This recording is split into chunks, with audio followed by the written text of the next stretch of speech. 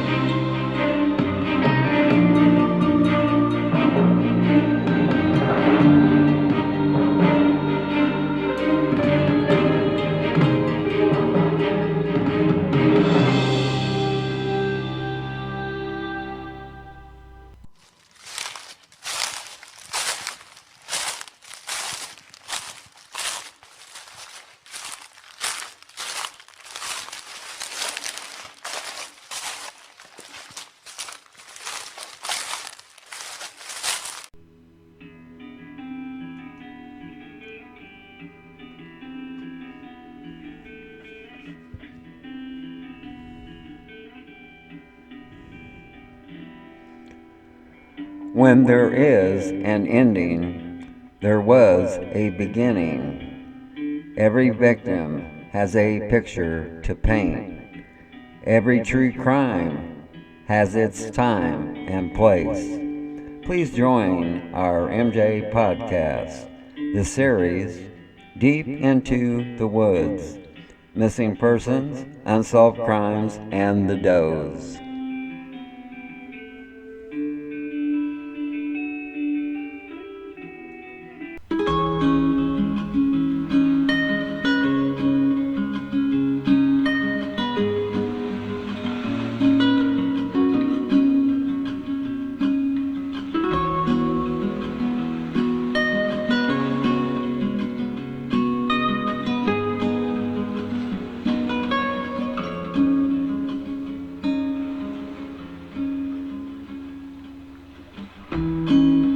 Searching in the dark, trusting every clue I found,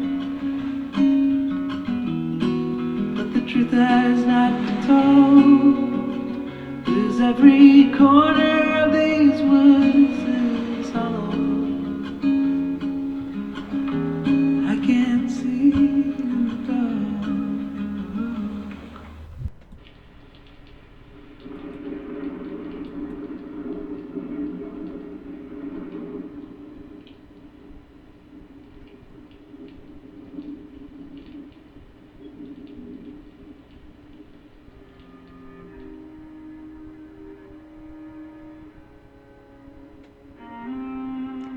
Welcome to our MJ podcast, this series, Cases from the Deep Freezer. This is episode 20, part 3, Missing Joey J Haines. We are coming to you from our home office in Morrisonville, New York. Yes, our home office moved on July 3rd, and we will make our final move on October 3rd, 2021 to Hudson, Florida. This will not change our company business, or it will only grow, for we are already working on 3 cases in Florida and have met with our clients in Florida. Our travels will not change. Instead of leaving from New York, we will be leaving from Florida. Anyway, this is why we have been off the air for the last few weeks. My name is Mark, and I will be your host for tonight's show. Joining me later will be our co-host, Olivia, and we have a very special guest on the show tonight, the ex-wife of missing Joey Jonathan Haines. It's going to be a very interesting story she has to tell. This missing person case has had little to none of media coverage. Since MJA got involved in 2012, we have reached out to the media, and they have showed no interest of providing coverage of Joey's disappearance or in the search efforts that was being conducted. I will also state for the record, the Michigan State Police detective that was in charge of the case in 2012 showed no empathy or kindness when I called him about the case. I can also state for the record that this same detective was sent a DNA kit to collect DNA from Joey's mother, who was in bad health. That DNA kit sat on his desk for 6 weeks, and Joey's mother died, so another family member had to give a DNA sample. All this detective had to do was drive 15 minutes to collect the mother's DNA, and he couldn't even carry out his duties as a detective in charge of the case. It's very disrespectful for a detective in charge of an unsolved case and treat it like it's nothing when Joey Haines has a daughter, parents, and other family members. When you hear the whole story, you will learn that an arrest should have been made, and it's even possible that the female of interest was also involved. If an arrest was made in the case, the female would crack if granted that she wouldn't face charges. So let's get started. Joey Jonathan Haines, a white male, was 26 years old, was reported missing by his wife Tammy and his brother Ron on June 15, 1991 from Monroe, Michigan, located in Monroe County. After MJA had a phone conversation with Joey Haines' ex-wife on behalf of their daughter, Christina, MJA has joined in on the search for missing Joey J. Haines on November 7th, 2012. One of the issues concerning this missing person case is that Joey Haines wasn't listed as missing on any national missing persons or Michigan State websites. Now Mr. Haines is listed as missing on several sites except for the Charlie Project. Here is the first twist in the case and the lies that were told, and I got this info from Joey's ex-wife. Here are some of the details about the case that came from a newspaper article and speaking with people connected to the case. There was a family argument involving Joey Haines and his brother, Ron Haines. Joey Haines walked out of the house, leaving his daughter and vehicle behind, and his brother, Ron, followed. This was the last time that Haines' daughter, Christina, who was 7 years old, last saw her father, Joey Haines. Depending on who you talk to, some say the argument was about the RV park named Lord Willing their parents owned in Monroe, Michigan, and some say the argument was about a woman. It was also reported that Joey Haines and his brother Ron Haines were in a bar and got into an argument. It was reported by witnesses that they left the bar and got into Ron's van. Ron, his brother, claims once they got into the van, the argument continued, and Joey Haines jumped out of the van and ran into a wooded area behind the Flat Rock Bar, and he then disappeared. Well, folks, that was all lies, when in fact, Joey never had went to that bar. That puts Joey's brother Ron and other stories into question. The media was lied to at the time. Just to note, that area has been searched several times with nothing being found, even using canines. There have been no telephone calls, no notes, no contact from Joey Haines to his family and friends. The victim's family states that Joey Haines' Social Security number hasn't been used since June of 1991. Joey Haines was reported missing on the Missing State website not until 2011. Joey's brother Ron is still alive and owns part of the campground, Lord willing, with Joey's daughter Christina.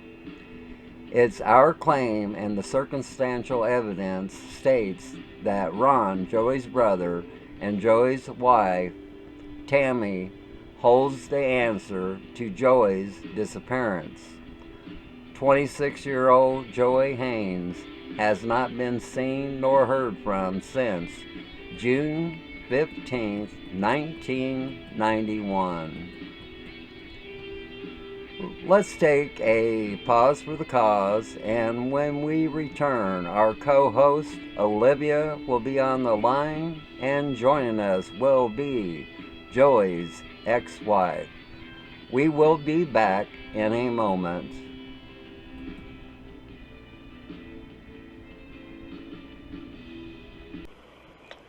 Welcome back to our MJA podcast, this series, Cases from the Deep Freezer. This is episode 20, part 3, The Disappearance of Joey Haines. On the line is our co-host, Olivia. How are you doing tonight, Olivia? Doing well.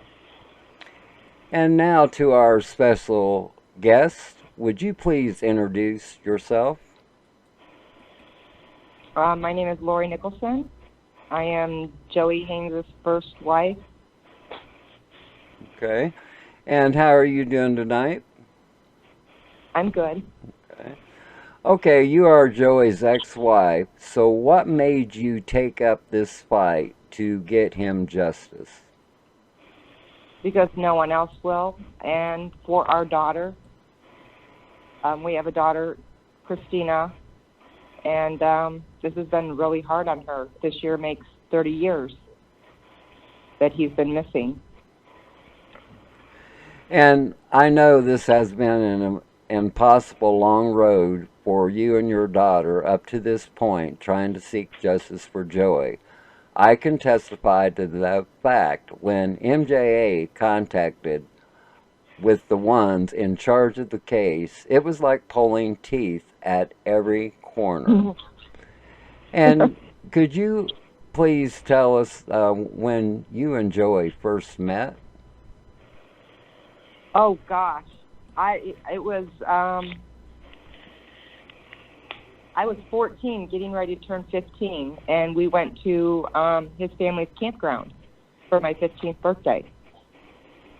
And we met each other on his family's beach there, and he knew it was my birthday that night, so we stayed up talking until I turned 15, and we ended up having a child together when I was 17, and we got married July 20th, right after my 18th birthday in 1985, but we had Christina in 84. Okay. And when was the last time you saw Joey alive? Oh, that's fun. Joey and his current wife, Tammy, came up to a bar next to my work, which is called Roxanne's in Toledo, on May 24th. And he asked me to dance, and I thought it was kind of weird. And so I looked at her, I looked at him, and he said, "Oh, she doesn't care." And he grabbed me and took me off to the dance floor, and we talked. And he told me that him and Christina's living arrangements were going to change, and that he wanted to talk to me about it, and he wanted to apologize to me about how hard it's been with Tammy, and because there's several things that I had brought up to Joey that Tammy had, or that had told me that Tammy was kind of torturing our daughter, and Right. he didn't believe me. Well, Right. he finally believed me. And that was the last time I seen him, because he knew I was picking Christina up the next day, and we were supposed to talk on the 26th. And he wasn't there, and that was so unusual. Me and Joey had this arrangement, since me and Tammy did not get along that well, that we would only trade off just me and him. Right, right. It would never be just Tammy. Well, you just And he made excuses. Yeah, you just answered several of the questions I already had on there. What Tammy told you that day, and did this happen He was often? working. Yeah. Yes, it happened all through June. It happened through July. And July, she called. Well, I would page Joey, because back then we didn't have cell phones. Right. So we would page him, and I would page Joey to call me every time. It was either for me to drop her off there or me to pick her up. He was always working. Mm-hmm. And I just thought it was strange. And every time I'd page him, she would call me back within 5 minutes. And she would tell me, "Well, Joey told me to call you because he doesn't want to talk to you right now," which is just so weird. But I didn't think anything of it at the time. I just thought, okay, I know him and Tammy are going through some stuff. Just going to let it go. Okay. Yeah. And then Tammy calls me in July and asks me, "Joey wants to take a short trip to Kings Island before the kids all go back to school. Is it okay?" And I said, "Yeah." Okay. And I went to pick her back up, and they were at the house. So I went to the campground, and I got halfway up the driveway to the first barn. I seen Joey's car in the mud parked next to the barn, which he'd never park it there. That was his baby. Yeah. And his dad comes down in his truck, stopping me, and I'm asking him, "Where's Christina?" And that's when I find out that Joey had been missing, they say, July. It was July 15th. Okay, but all the records state June 15th, and then you last saw him. Yeah, there's a lot of confusion of the dates. Yeah. Even the police reports are wrong, because once I got upset and I said, "I'm going to call 911. Joey's missing," and his father begged me not to. He told me where Christina was, that he was in California with Tammy and his brother John, and I was just furious. Okay, that was going to be my next question. Was please tell us about the circumstances of what happened after you learned Joey was missing, and where your daughter ended up, and who she was with when she was found. Okay, so what happened was his father begged me not to call 911, and I stayed calm. I knew something was terribly wrong. Christina wasn't allowed to be out of the state of Michigan or Ohio without both of our consents.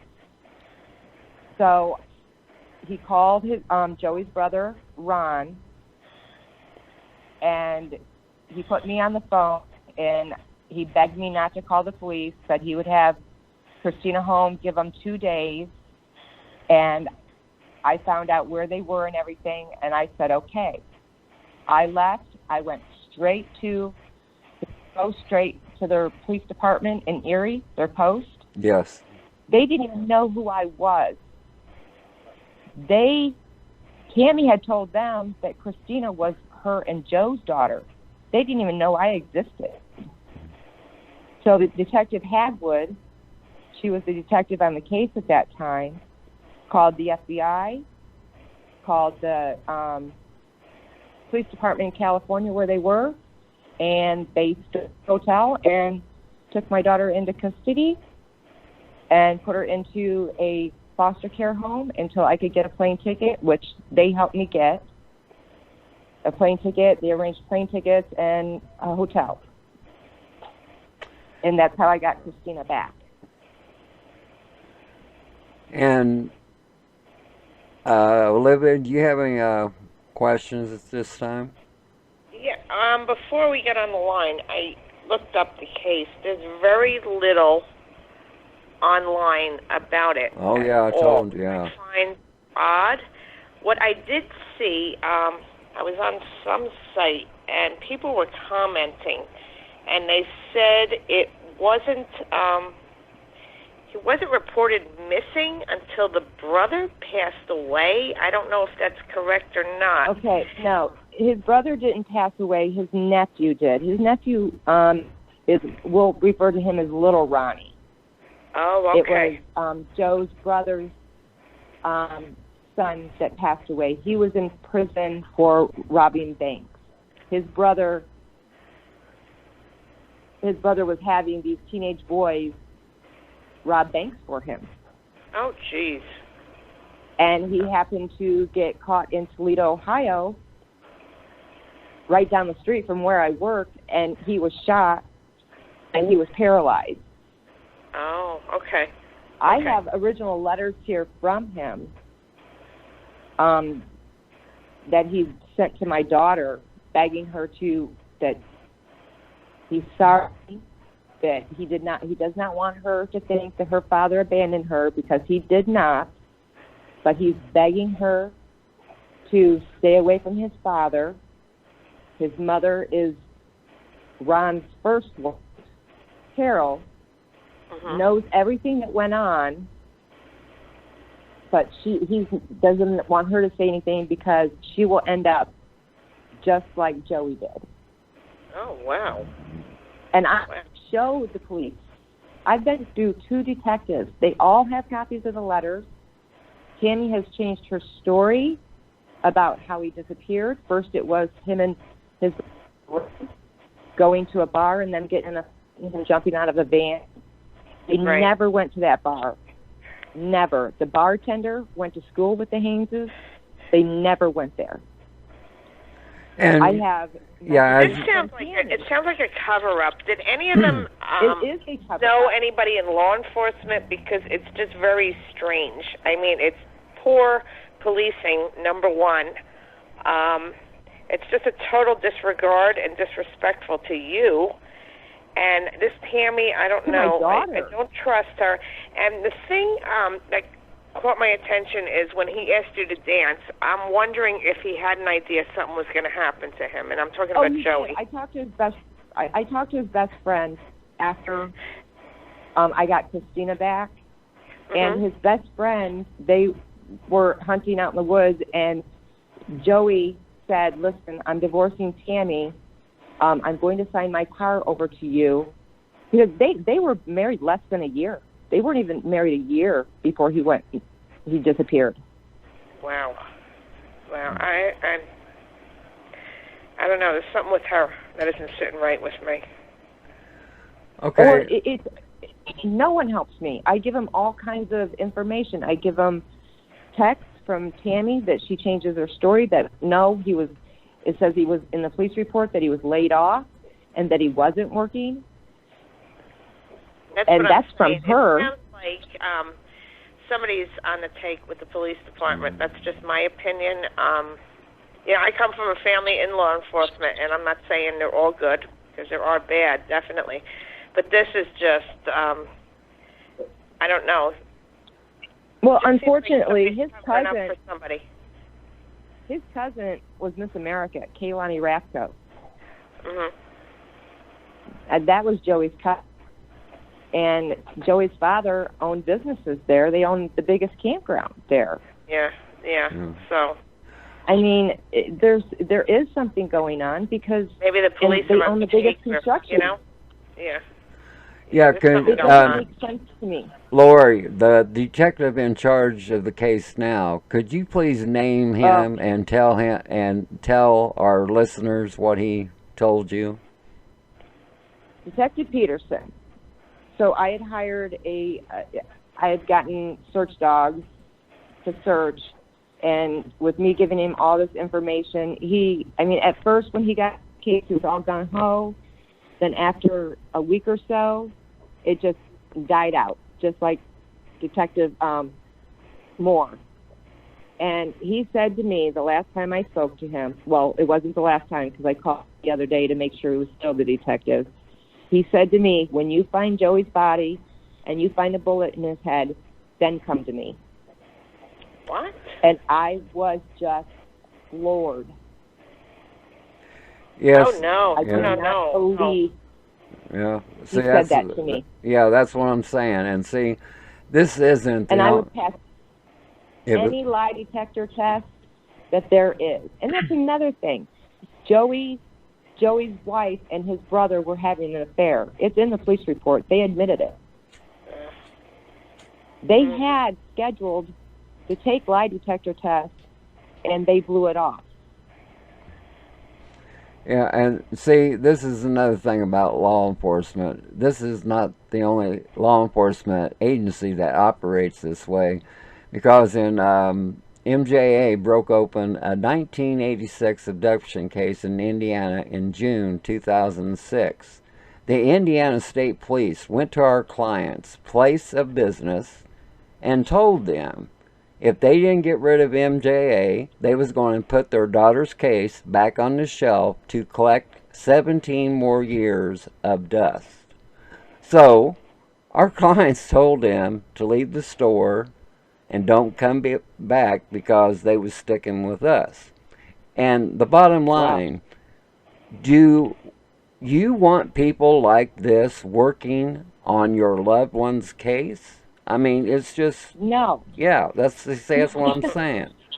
Olivia, do you have any more? Pardon? No, I'm good. I just question why isn't there somebody that these police can be reported to?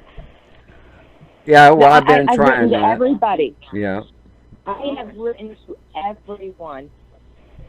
We begged to get a DNA test, a swab for Christina. And Sarah Krebs supposedly sent one to Detective Moore. It sat in his desk. I told him Joey's mother was dying to please go get it. It would be less than 15 minutes for him to drive over there and get it. He never... Yeah, that's in my intro of this podcast because I know it's a fact.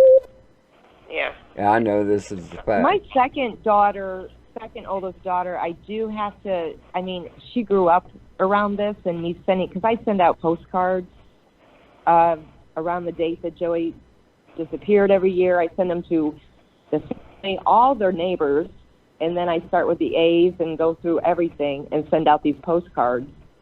But my second daughter grew up around this. She's actually a Marion County prosecutor for Special Victims Unit.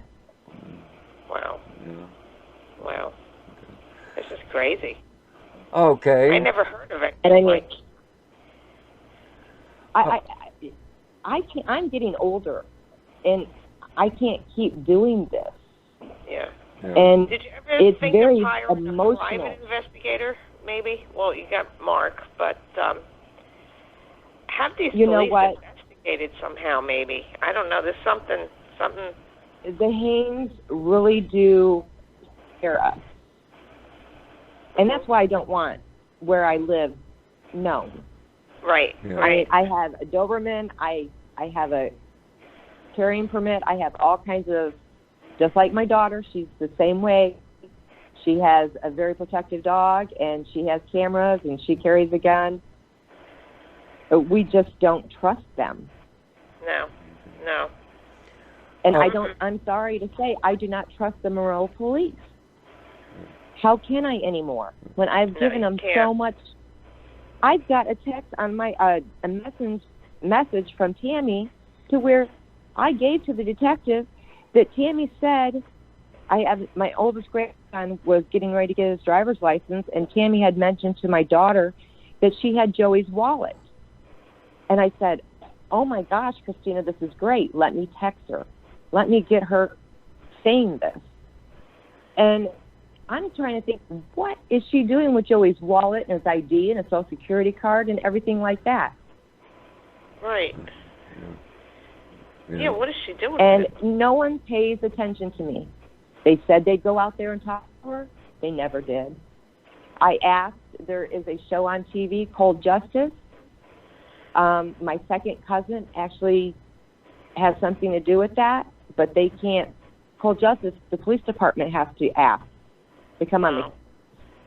Right. And I begged the police department to contact them, and they got back to me and said no. Okay, well, I think this would be a good time.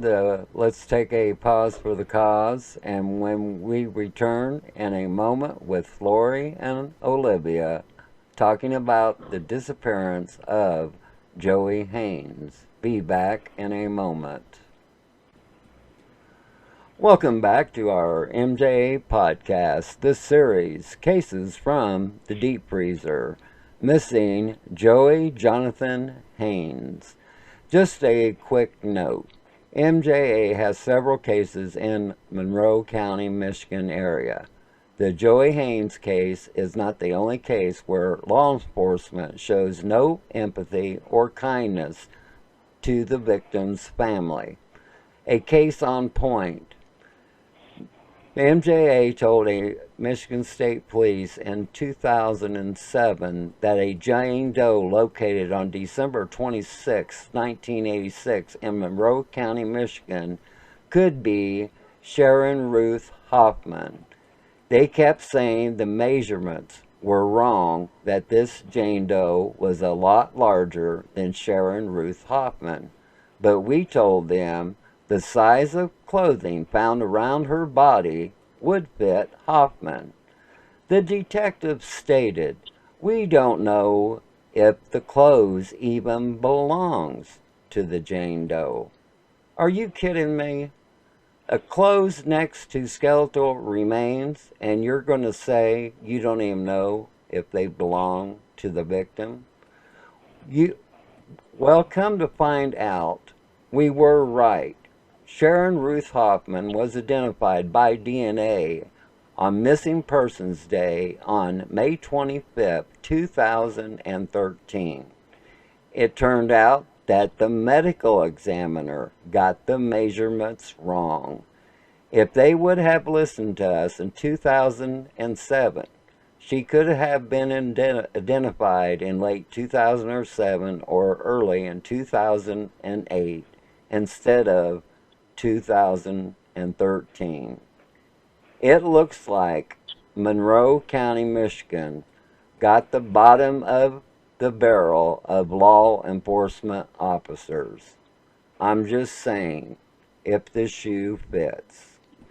Now back to Lorie and a story from the deep freezer about the disappearance of J Haines in 1991. Lorie, isn't it true that the argument between Joey and Ron was because Ron was having an affair with Joey's wife, Tammy? Yes. Okay. Isn't it also true that both of them admitted to the affair, but they refused to take a polygraph test? That is correct. Okay. Lorie, in your opinion, what do you think happened to Joey? Well, it's not just my opinion. It comes straight from my daughter's mouth. When I did pick her up, when I got her from California, I talked to her, and she explained to me the last time she'd seen her father Her father came home. He took her upstairs to bed and said, I'll be right back for you. Me and you were leaving. And so she waited for him. She heard arguments downstairs. So as a 7-year-old, she was curious. So she walked and she snuck downstairs and looked around the corner. She heard a pop. And then she said she just seen red stuff still on the kitchen floor. And then she said Tammy got a hold of her and started screaming at her and took her back up to her room and told her to stay in bed. And at that time, she was 7 years old, correct? She was 7 years old, correct. Yes. And she told me that the day that it was maybe a week and a half. Yeah. And it wasn't that long. She was traumatized. She doesn't even know how she was never allowed to leave the hotel room. Yes. She always felt groggy. When she did get up to look out the window, Tammy and Ron and the two boys would be out in the swimming pool, and she did not have any clothes with her at all except a pair of shorts, a shirt, and a pajama outfit, which she had on at all times. And she was always groggy, and she was not allowed out of the hotel room. The hotel people didn't even know that she existed. They didn't even know she was in there. They thought it was only two boys. All the kids slept on the floor. Tammy and Ron slept on the bed. And can you also tell us about the sale of the construction company that Joey had ownership in? Yeah, somehow the construction company got sold, and Joey's signature's on there. But the problem is, he had already disappeared, and my daughter brought me the piece of paper showing me, because she did some research, and it was public information, and it was not his signature. And she asked me, how do I know? And I went and got me and Joey's marriage certificate and showed her. I said, I knew your dad since I was 14. I said, I know your dad's signature. So somebody forged it. Yeah, somebody forged the signature. And, okay, yeah. On the sale of the construction company, who benefited from that sale? His brothers, Rick Haines and Ron Haines. Okay. Joey started the construction company, but his brothers backed him with the money. But Joey was the backbone of it. Okay. And also the campground that the parents owned was called Lord Willing. Is that correct? Camp Lord Willing. Yes. Yeah, it's on Stumpmeyer Road, 1600 Stumpmeyer Road. Yeah, I've been there. Yeah, I've been there several times. And since then, they've passed away. Christina owns a percentage of it. Right. All the children own a percentage. Christina was the only one that got a percentage of the grandkids. At least that was supposed to be. Because his father said in his will that he knew his son Joey was dead, so he was giving his share to Joey's only child. Okay. And if Joey was legally declared dead, is there any insurance money that Tammy will try to collect? Well, we were told by Annie that if we found Joey's body, she wants the body and the insurance money. But, she's not getting any of it. Oh, yeah, we're going to make sure of that. Yeah, she's still married. Daughter should get it. His daughter should get it. She moved a year after that to Arizona with one of Joey's friends, which his name is Mark Snap. And he's out of Michigan. He used to work with Joey, and they've lived together for 29 years. Oh, man. Olivia, do you have any questions at this time? I'm good. It seems like this was all about money. Like the brother and the wife wanted money. I don't know. That's what I'm picking up on. Maybe I'm wrong. Well, I do have to say, Joey was a very honest person. Not only him finding out about the affair, he definitely was going to divorce her. But if he found out about the bank robberies, he would have turned his brother and his nephew in. Yeah. Yeah. Was definitely, I mean, he's the most honest person I have ever met. And we've already discussed during the years, Tammy has changed her story on multiple occasions. Multiple occasions, and I mean, I have them right on my phone. I'm not making it up. And I've taken it all to the police. I've given them copies. They don't care. And have you ever talked to Joey's brother Ron about Joey's disappearance? No, he will not return my phone calls. Has your daughter... They do not like me because I press and press and press. And I believe they all know, even his sisters, besides his little sister Heather, I don't think she knows. But I think every one of his siblings knows exactly what happened and where Joey is. Because his father once told me, Lorie, if you had two children and one killed the other, you've already lost one. Why would you want to lose the other one? Oh, my God. Yeah. What kind of people are these? My God. And has your daughter formed her own opinion as what happened to her father? She knows he's dead. I mean, she believes that a fight ensued and that whether it was on purpose or it was an accident, that he was killed that night. She just wished that the detectives would have went and talked to little Ronnie, because little Ronnie could have told them where the body was and who did it. I've even asked them to give Tammy immunity from everything. Yeah, yeah. And as long as we can get, daughter can get her dad back, that's all I care about. And of course I want them to pay for what they did, but the good Lord's going to take care of that. But my daughter deserves to have her father's remains and to put him to rest.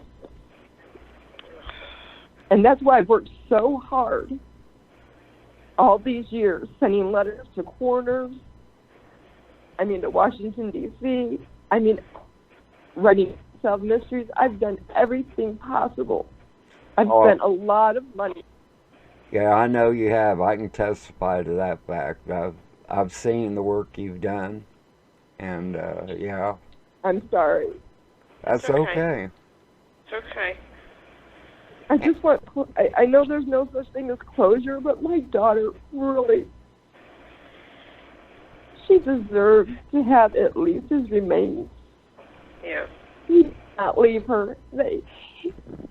She was so important to him. He loved her like nothing in this world.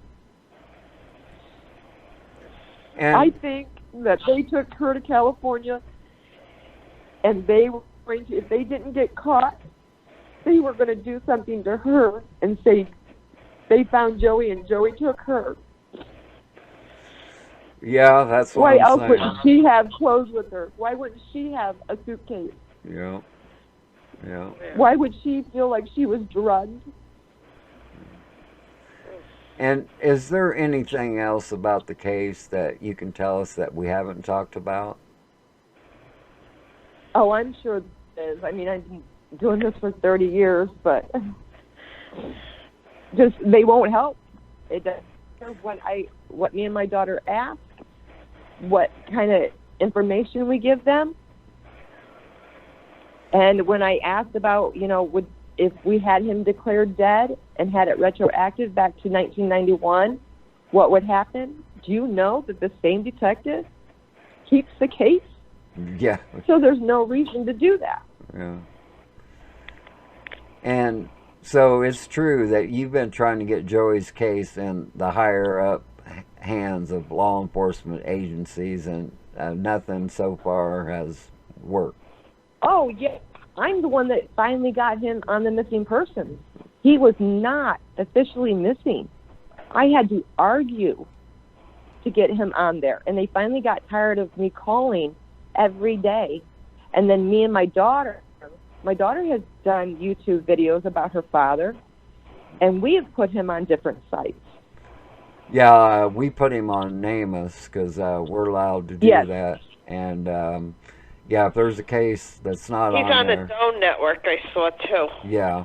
Yeah. Yeah. I do have to give NamUs credit. We met a lady at one of the Missing in Michigan, because Sarah Krebs wouldn't have anything to do with us. She snubbed us off, but a lady named Lorie Berinsky, she collected my daughter's DNA. Yeah.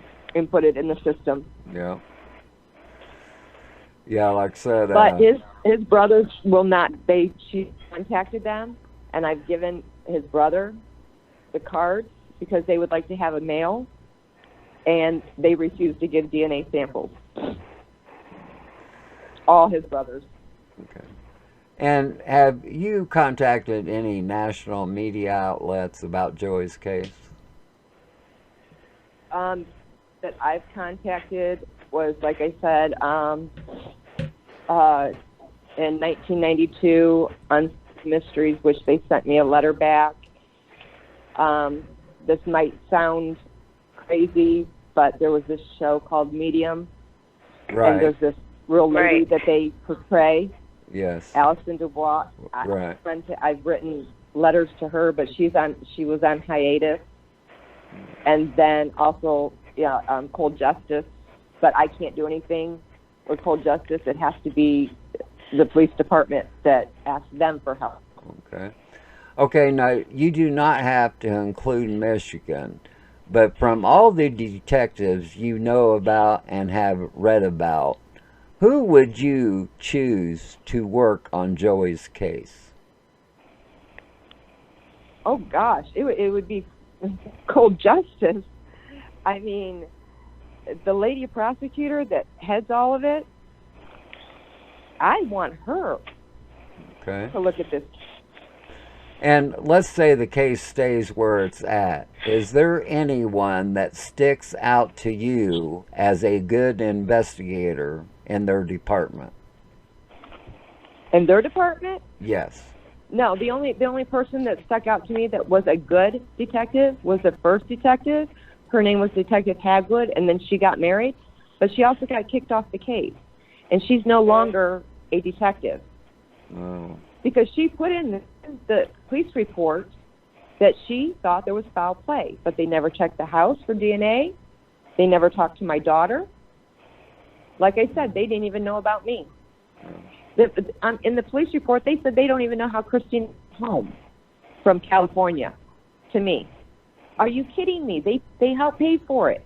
They said they are so incompetent, it's unreal. And Lorie, give us some insight what you think a good detective should be. A good detective should listen to the family, help them out. Do you know there's 4,000 missing people in Michigan? Oh, yeah. And when families bring them a lead, they're supposed to check it out. As many shows I watch, even if a psychic calls in and gives a tip, they have to check it out. Monroe doesn't do that. Now, Olivia, is a good there any... detective gone and talked to Tammy. Did you ever try to get in touch with the state senator and see if they can help? Yes. Yep, I've written them all. No help. Nope. I get them back. I've got all the letters. I've saved the letters all these years. This is just like a big cover-up or something. I'm telling you, every state that's surrounded going from Michigan, because first they went to Florida and then they backtracked and went to California.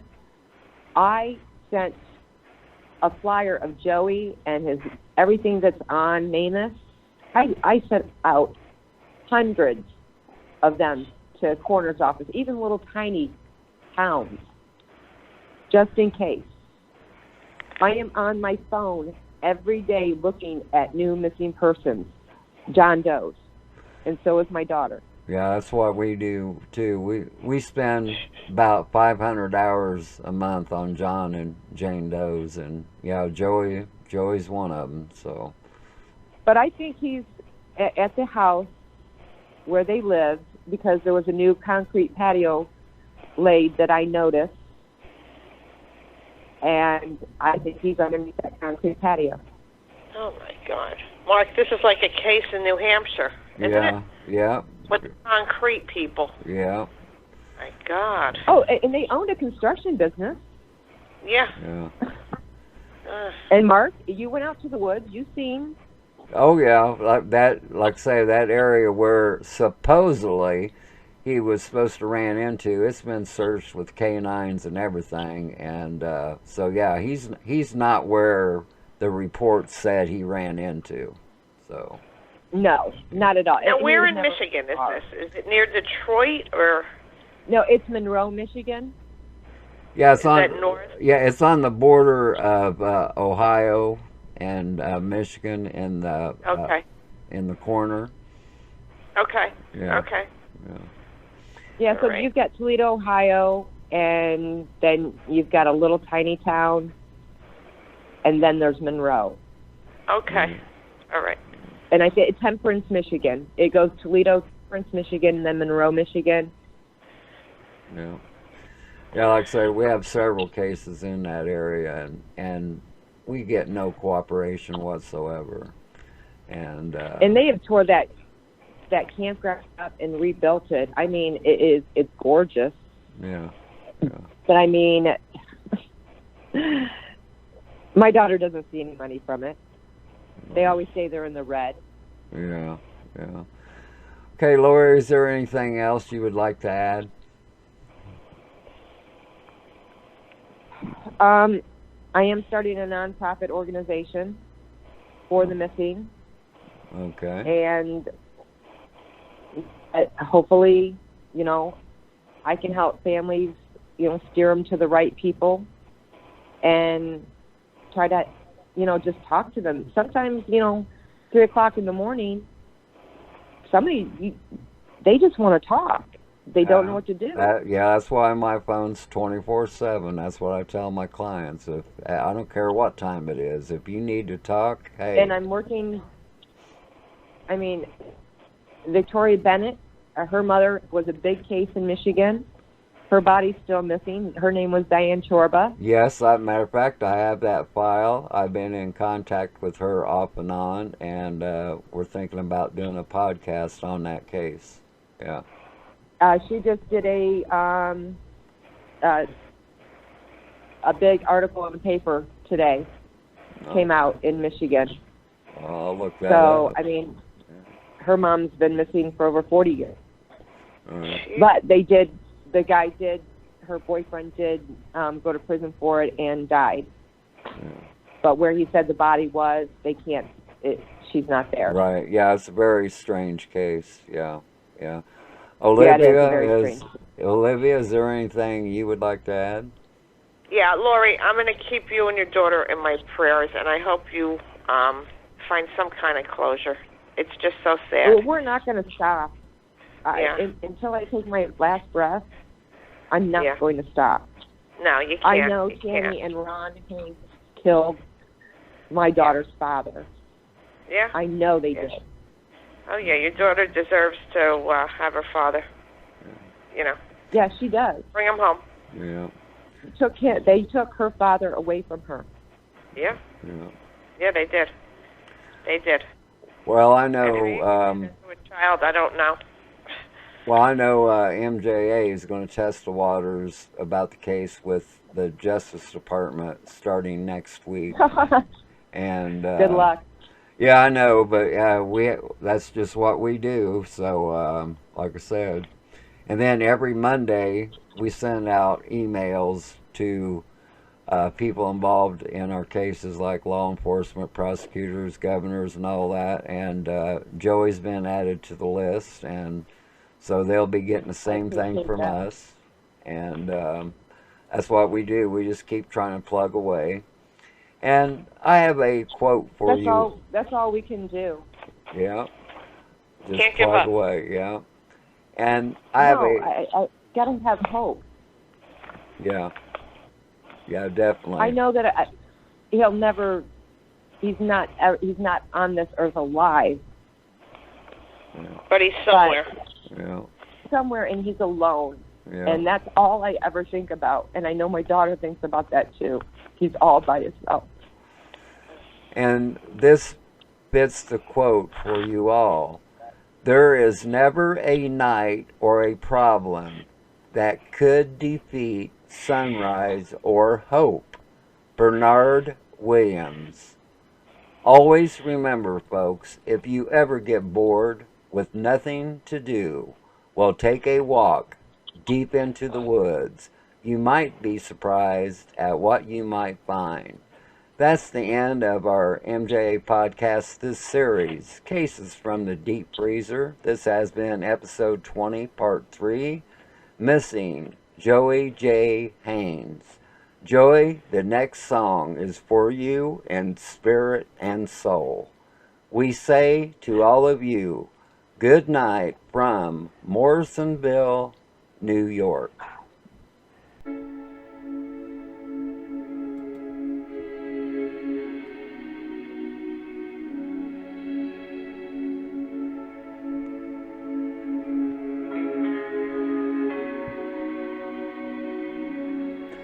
I'm sorry, folks, but at the end of the podcast, I forgot to thank those people who tuned in to the show, for you all have been so kind. A special thanks goes to our co-host, Olivia, for being here tonight, for she has been great.